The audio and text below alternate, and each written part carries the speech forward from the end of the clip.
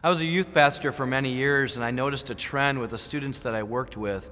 We would train them to see everyday life as the mission field that they're involved in. So school and sports and work and their neighborhood were all a part of the work of God, and they were active participants in making disciples in those places. But what I noticed was as they would graduate out of high school into what they often called big church, they would move from being participants in the mission to being spectators of a church event.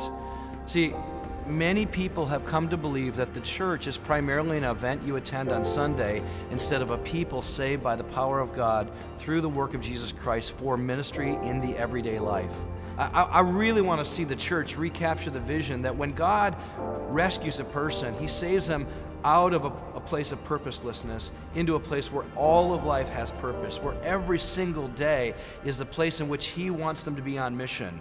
See, we've got to get away from the idea that the only people who get to be the church are the ones who get to be on a stage on Sunday, or the people who maybe are the professional pastors or leaders. That church is not primarily a Sunday event, but a people saved for God's purposes in the world all day long, every day, in every place.